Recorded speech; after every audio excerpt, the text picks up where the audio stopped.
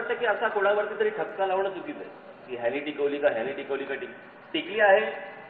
पण आजची परिस्थिती जर पाहिली तर त्याच्यावरती येत असलेलं आक्रमण आणि इतरांना इतर गोष्टी ज्या आवडायला लागल्या त्याच्यावरनं ती मागे तर पडते का, मागे जाईल का, ती संपेल का, अशा वेळेला मी हा उठवलेला आवाज आहे. आणि आज बघा त्या एका माझ्या या सगळ्या कृतीमधनं मला अनेक ठिकाणून मला रिॲक्शन आज येत आहेत की तुम्ही टॅक्सीमध्ये बसताना, रिक्षामध्ये बसताना अनेक ठिकाणी आज सगळीकडे मराठी माणूस हा मराठीतनं बोलायला लागला. त्याला आलेली जी मरगळ आहे ही संपूर्णपणे झटकली गेली. नाहीतर मला सांगावं, आजपर्यंत कधी 1 मे महाराष्ट्र दिन कधी या भैयानी साजरा केला होता का?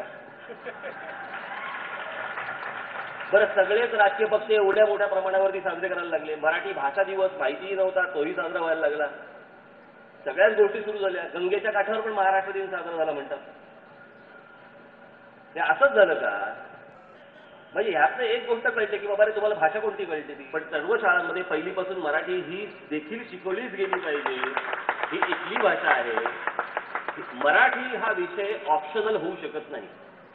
मराठीचं भवितव्य वाईट नाहीये, पण ज्या पद्धतीने हे आक्रमण चालू आहे, खास करून हिंदीचं, मी परवा दिवशी माझ्या भाषणामध्ये माझी ही गोष्ट सांगितली की केवळ एका मताने जी राष्ट्रभाषा म्हणून जी ठरली ती आमच्यावरती लादली जाते. आणि महाराष्ट्र हा पहिल्यापासून राष्ट्राचा विचार करत आला म्हणून राष्ट्रभाषा ही आम्ही पहिली घेतली आणि पहिली कुठच्याही गोष्टींची सुरुवात आम्ही त्या भाषेतनं करायला लागलो.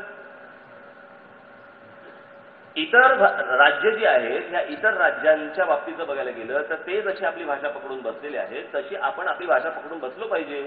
इतक्या हजारो वर्षाच्या संस्कारांनी उभी राहिलेली भाषा आहे, ती टिकलीच पाहिजे.